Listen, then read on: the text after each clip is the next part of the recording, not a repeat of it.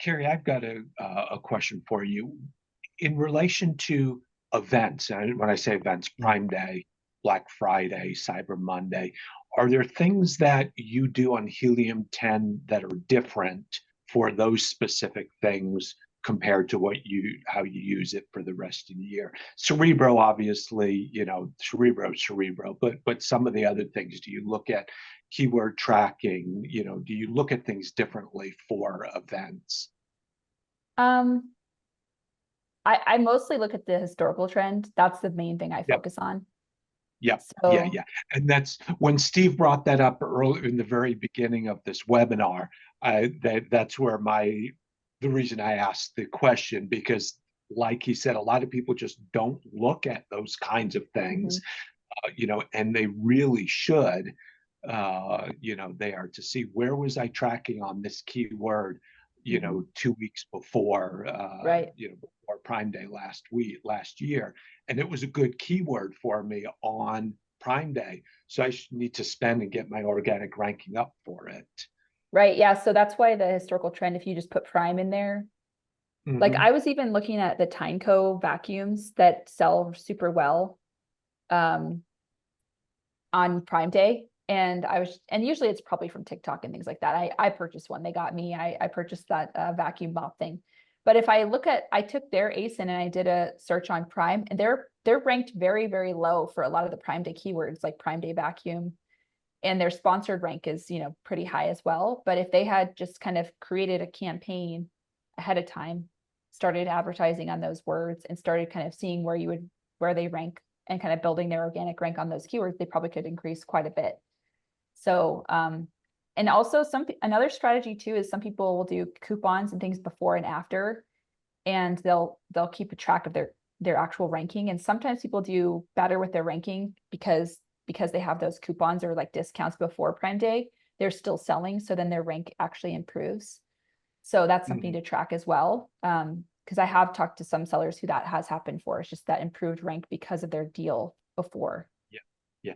And that's a really good point. I have a client when he first started with us, who all he would look at was his bestseller ranking. He said, "Oh, if my bestseller ranking improves, it means I'm doing well." And I said, "Yes, you are absolutely right, but you don't know why you did well with it. Was it because of the coupon? Did you spend a little bit more on this organic, on this phrasing? You increased your organic ranking. That's why you use keyword tracker, and stuff like that." So it made total sense to him, but these were things he just didn't know about. And the dashboard too, you can take a look as you get more page views, more sessions. What is it? Yeah, keeping track of all that. Yeah.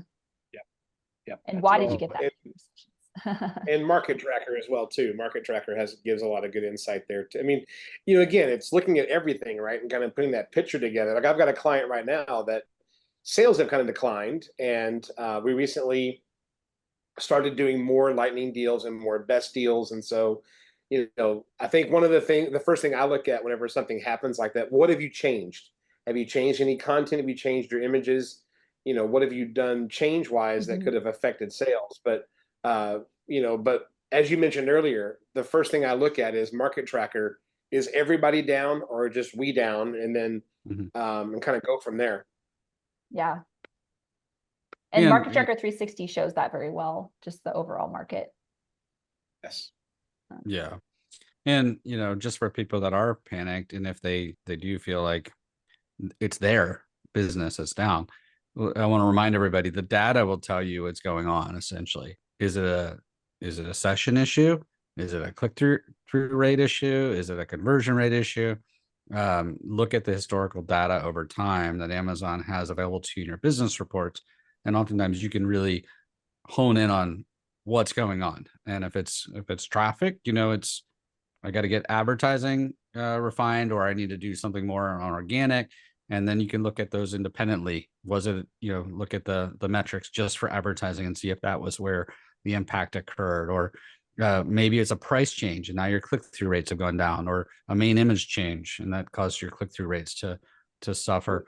The data kind of points it out to you. And I think a lot of times sellers just kind of start guessing. They kind of start throwing darts, And we really want them to always be looking at the historical information, all the tools to decipher what's going on before you panic and make a bunch of changes, because otherwise you could literally swing the pendulum the wrong direction. And, for example, on advertising, you could lower your bid amount and get no impressions on that anymore. Or on the flip side, you could advertise too broadly and get a whole bunch of impressions and at a very poor conversion rate. And now you've actually built up negative metrics to Amazon because all of a sudden they think your conversion rate sucks. Yeah. There's a lot of things that sellers can do accidentally to put themselves in a bad situation if they don't look at the data. I have an example of that too. I was thinking about changing my main image, and I was talking to Bradley, and I was going back and forth about different ideas to change the main image. And then he was like, wait, what's your main keyword? So we searched the main keyword, and he's like, all 3 of your products are top 3 clicked on there. It's, there's no problems with your main image kind of thing. And that was like, oh man, because I was going to these webinars and they were like, oh, you can increase your, your click-through rate if you're doing this and that. And I was like, I got to change something. And when I realized I actually was doing the right thing, because the data shows, even though I was just kind of like listening to these outside voices, like, oh my gosh, maybe I need to do something. But if you look at the data, don't change that, so you got to really be kind of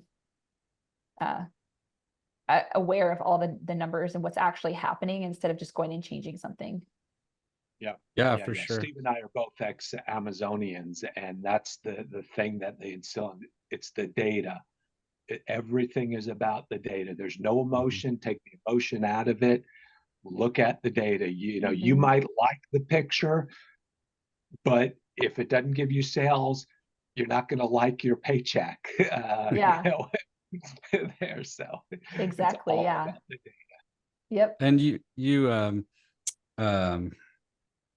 where was I going with this? I just drew a blank.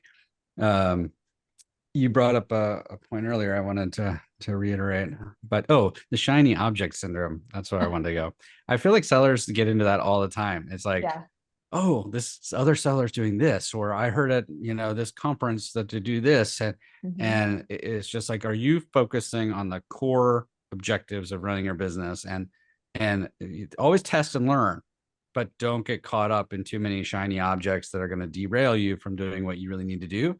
And now all of a sudden you don't have the inventory you need, or you didn't pay attention to this new competitor because you were focused on the wrong things. Yep, exactly. Important. Yeah, that is something. Always consider, is this information I need? You just get bombarded with information, especially going different places. And you're like, oh, I got to do all this stuff. But sometimes changing things isn't going to work for you. It's going to put you in a bad position. And so we always have to kind of slow down a little bit, see what's working, what is working, what's going well. And then maybe the things that aren't going well, or maybe you're not even doing, you could try those to boost sales. Yeah. Absolutely. Yeah, shiny object syndrome is a hard one for me because I hear a lot of stuff all the time. Well, I know we're at the top of the hour, so I really want to, once again, thank you for joining us today. It was really helpful. I'm sure a lot of our clients will watch this on YouTube and live streaming on Facebook and so forth. And I think you shared some great insights that not everyone is using day in, day out on Helium 10 because there's just so much to it. And I hope people took away some great things from this. So it's been wonderful having you on, and thank you. And look forward to having you join us again sometime. Yes, Market Tracker 360, hopefully. Exactly.